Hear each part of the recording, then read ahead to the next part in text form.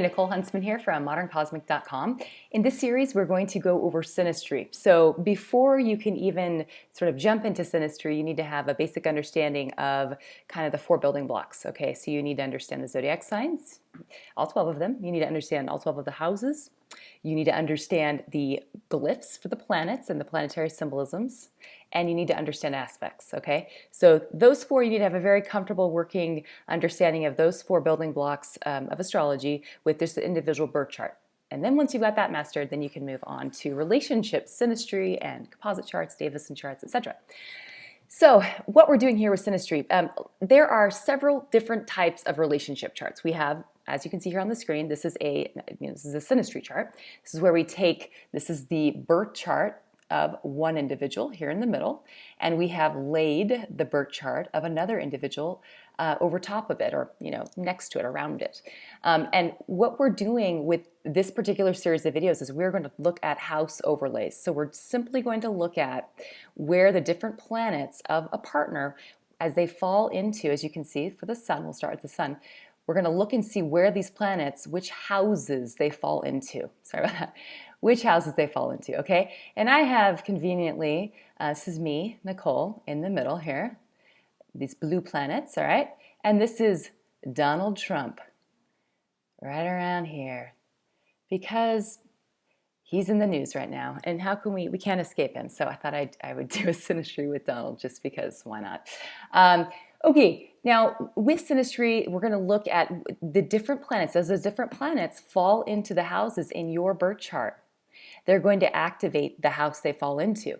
The planet, the partner's planet, and its particular symbolism will show you how it activates this house, okay? So, for example, here with Don, we got his sun in Gemini. So you have to first take into account the fact that he's a sun in Gemini in the 10th house, okay? This has its own unique flavor.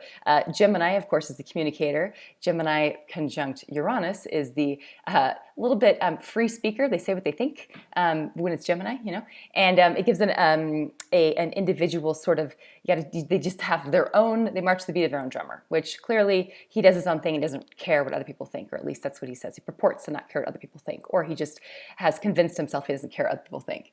It's in the 10th house, which is the house of status, so I guarantee he cares what other people think. If he didn't care, then he wouldn't have worked so hard to be as successful as he's been in business. So take that into account. So this isn't just a sun. It's not just a Gemini sun. It's a 10th house Gemini sun conjunct Uranus. You have to look at the whole package. Now, he falls into my 10th house. The 10th house is going to be your house of status, career, work, employment. It's not employment like working for someone else. It's more your career, what you do for work. So our relationship would be one. Also, when someone falls in your 10th house, their sun or moon, this gives them an added importance in your life. It can give them a little added, if you're dating someone and their sun falls in your 10th house, it can feel like they are there to sort of guide and direct you. There can be a little sense that they're the one in charge. There can be they wear the pants kind of a thing. That can happen. So with this video, we're going to go through this whole series. We're going to go through each of the planets. I'm going to give you a brief little explanation, or sort of this is like the cookbook version of how to interpret the planets and the houses. Remember, you need to do the further added analysis of looking at the zodiac sign that planet is in, looking at the house that it's located in, so you can get more of a flavor of how this person expresses that planet in their personality before you lay it into your chart. And you need to understand the house for you and how important that house is in your chart, okay? And if it's an angular house, etc. So without further ado, we will continue on with the planets. All right, now let's talk about the moon in synastry. With the moon is your partner's emotional, instinctive responses to life, okay? It's their inner world, it's what they need to feel loved, and it's how they're going to love you. So very important thing to look at. It also holds space as the feminine. Even if it's in a man's chart, this is going to hold space as his feminine, and how his feminine will sort of be expressed in your life, how it's going to show up, or where it will show up, how his emotions and even his anima, his inner feminine, how she might come out, which can be a little hairy sometimes, right? Okay, first house. The first house is our house of our identity. It's our personality. When someone's moon falls in the first house, there can be a tendency to over-emotionalize things. Now you've got to look at where your partner's moon falls, but they can bring out in you emotions and there can be a flux that happens with the way you feel about this person, okay? The thing you are trying to be in this world, they understand on a very deep emotional level. And because it's emotions, it's good because it can be like your biggest supporter, even more so than the sun. The sun kind of shines light on something and gives you that confidence. The moon's more like, I believe in you, okay? But there is this element of it being sort of in flux and in a state of changing, okay? So it can make the planet person, so if Dawn's moon fell in my first house, it could make me feel a little emotionally triggered at times. Again, look at the whole chart to get a real feel for this, but there is this element as well of emotion being an important part of the relationship and this sense of belonging, a sense of the partner who has the moon definitely has this feeling like the way you self-express through your persona, through your rising sign, your ascendant, which is like more it's like your ego. It's not really who you are, but they get that on a deep emotional level. You have to be careful with this, that they're not emotionally feeling like, oh, you really get me. And then they get to know you better. And let's say your moon is in some completely different place, or like you're built in a different way, and your first house is not very well connected to your emotional nature, and so therefore your moons themselves aren't communicating with one another. Then that can be problematic, because what they thought at first when they met you is not what they got as they got into the relationship, and they really, as your moon sort of evolved and unfolded to them.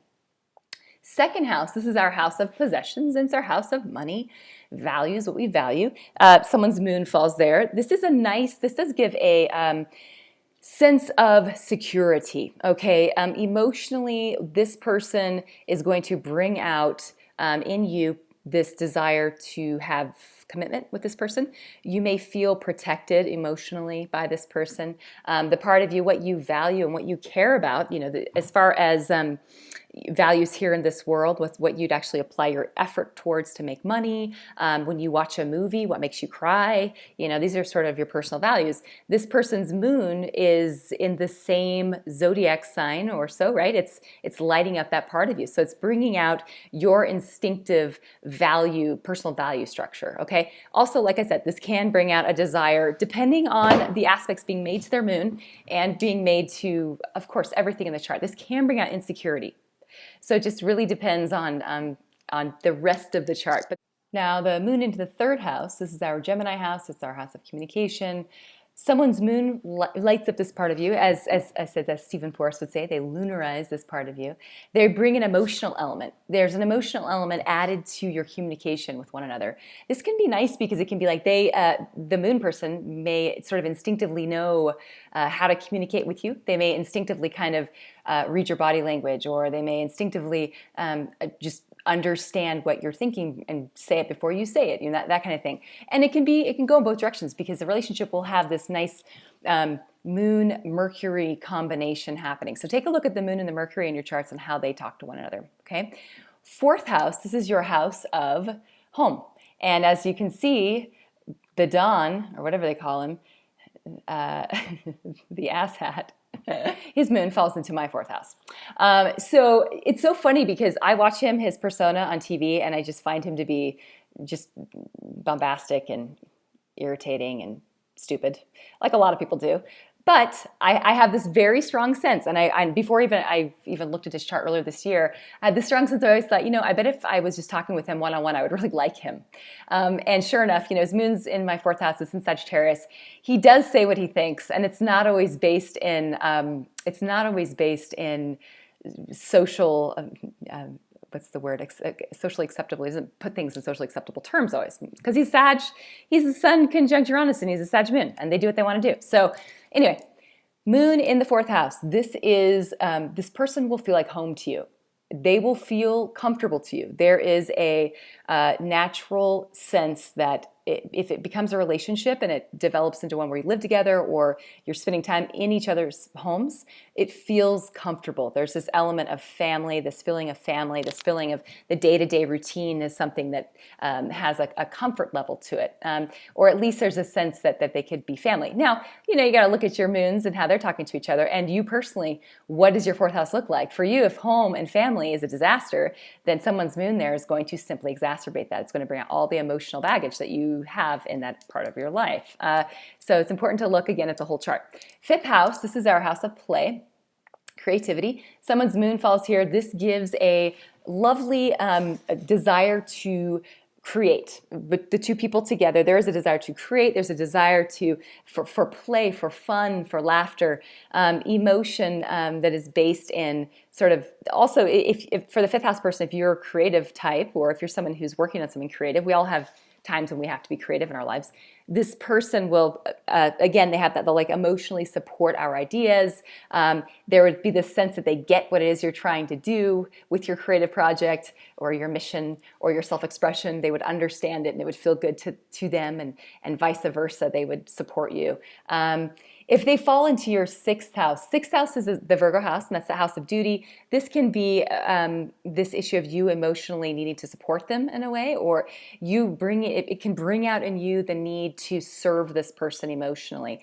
And perhaps this could be someone who has issues where they need to be taken care of in some way or mothered, that can happen in a relationship like this. And, it could go in both directions because their moon is in the same, expresses in the same way that your sixth house, your house of service, expresses itself. So if this is a person who needs service or wants to give service, they may try to give it to you, or you may be trying to give it to them. Okay, but there is this element again of this being kind of perhaps a little bit unequal, one person taking care of the other person's needs. So if you've got someone who's got a lot of Aries or Leo, or a strong first house, or you've got to look at their personal chart. How do they express their needs emotionally? Like when they need something, are they selfish about it? Are they someone who is demanding?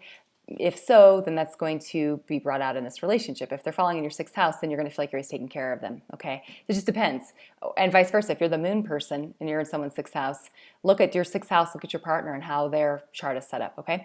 Seventh house, partner whose moon falls into your seventh house. This is the house of relationship. This is the house of partnership. It's quite a harmonious, lovely placement for the moon. So if someone is like Pisces type, many times Pisces types fall into my seventh house, and I've had a lot of, again, best friends that have been Pisces. My first boyfriend was a Pisces. It's not necessarily romantic, but it gives this, the moon there gives a warm, emotional closeness. The moon, remember, is like our unconscious, and you put it in the house of relationship and relating, and there can be an issue. The seventh house is the other. There can be an issue of even sort of being not quite understanding this other person's. They're bringing out emotions in you that perhaps you're unfamiliar with, that might feel a little bit uncomfortable, but that's what relating and mirroring is all about. So there could be, again, look at the whole chart, but it's going to bring out the desire to partner with this person on an emotional level. So even if you're just friends, it would be, there's a closeness there, there could be a bond there that's deeper and more about harmony, okay? Can also be fighting. Okay, the moon depends on where their moon is, and how their moon has been natalized in their birth chart. If this is someone who's really combative and their moon falls in your seventh house, it's going to emotionally bring that out in the relationship. But you better believe that emotions will be a part of this relationship. So yeah, and in particular the way that the two of you harmonize together. If their moon falls in your eighth house, again, just like the sun, this does bring out this element of intensity. It brings out emotional intensity. Me, so I'm the house person. So if Donald's moon fell in here, emotionally, there can be issues of feeling manipulated. There can emotionally be issues of just, again, the obsession, the compulsion, the desire to have that person close to you, that desire to emotionally also, you could feel very seen by that person, but in an emotional way, like they see inside of you in a way sort of like the 12th house that can be a little bit uncomfortable for especially like me with my moon in the 8th house. I don't like that.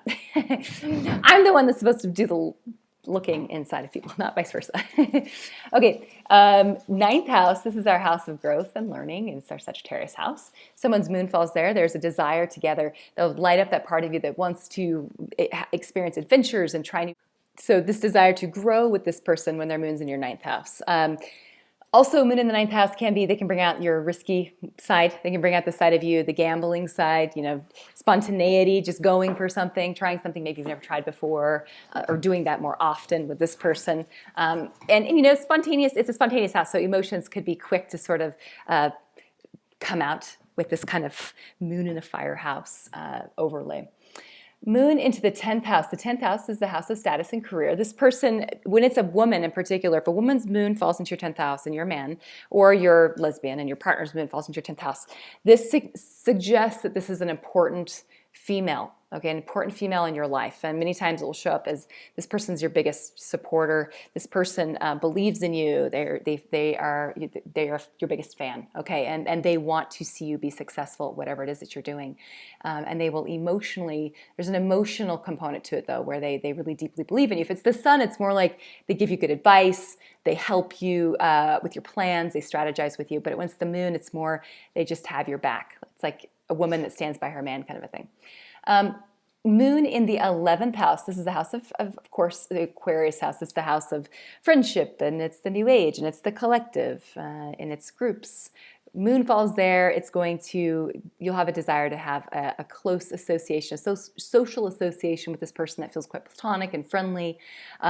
There can be a desire to they can bring out your freak flag as well a little bit in this house. The moon, I guess not so much, maybe more so the Mars perhaps, but the moon in this house is more like you just would feel like you were fast friends and like you'd known each other for a long time, and there's a comfort level there that's quite nice, a family friendly,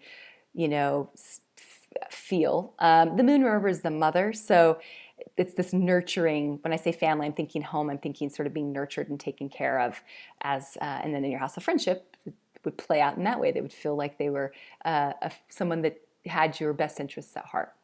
Moon in the 12th house. So moon in the 12th house, this is our Pisces house. This is the unconscious house.